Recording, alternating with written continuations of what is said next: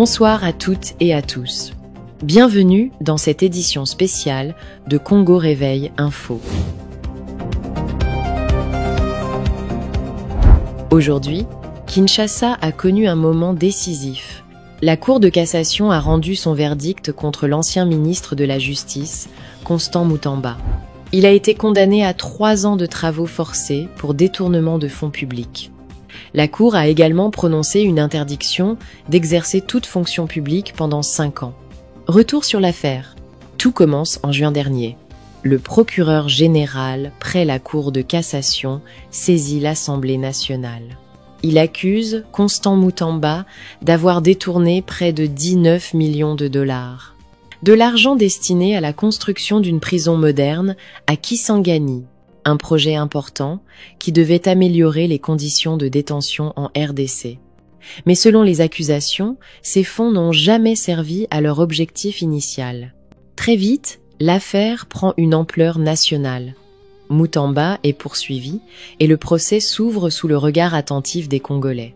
Le ministère public demande une peine lourde, 10 ans de travaux forcés et des sanctions politiques sévères. Mais après plusieurs audiences, plusieurs reports et de longs débats, le verdict tombe enfin.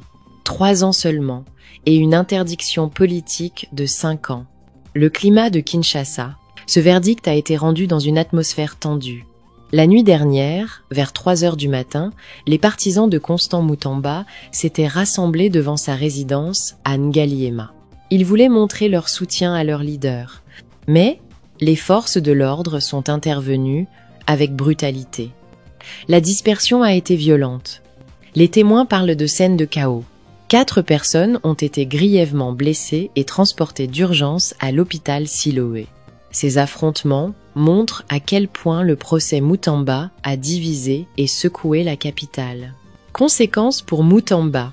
Pour Constant Mutamba, ce verdict change tout.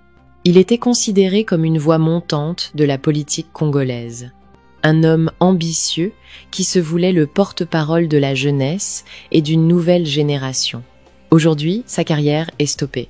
Il doit purger 3 ans de travaux forcés et il est exclu de la vie publique pour 5 ans. Pour certains observateurs, cela marque la fin de son parcours politique. Pour d'autres, ce n'est qu'une pause. L'histoire du Congo nous a montré que des leaders condamnés ont parfois réussi à revenir, parfois même plus fort qu'avant, en se présentant comme des victimes d'un système. Mutamba pourrait lui aussi chercher à rebondir après sa peine. Dès l'annonce du verdict, Mutamba a été placé sous mandat de dépôt. Il sera conduit en prison dans les heures qui suivent. Ses avocats parlent déjà de recours possibles. Certains évoquent des actions devant les juridictions internationales.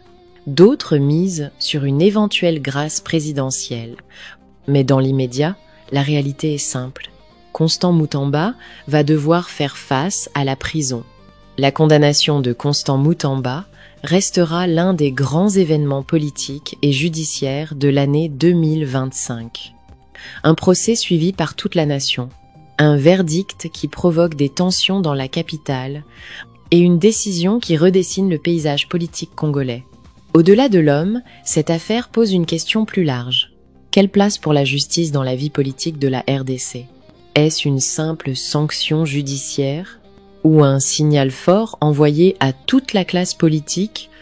Le débat est ouvert et il passionne déjà juristes, analystes et citoyens. Chers téléspectateurs, l'histoire de Constant Mutamba ne s'arrête pas avec ce verdict. Elle ouvre au contraire une nouvelle page pleine d'incertitudes. Son avenir politique, son éventuel retour sur la scène nationale et les conséquences pour la RDC, tout cela mérite une analyse plus approfondie. C'est pourquoi, dans nos prochaines éditions, nous recevrons un invité spécial, un juriste international qui analysera cette condamnation, ses implications juridiques et politiques et ce qu'elle signifie pour l'avenir de notre pays. Restez connectés à Congo Réveil Info. Merci de nous avoir suivis dans cette édition spéciale.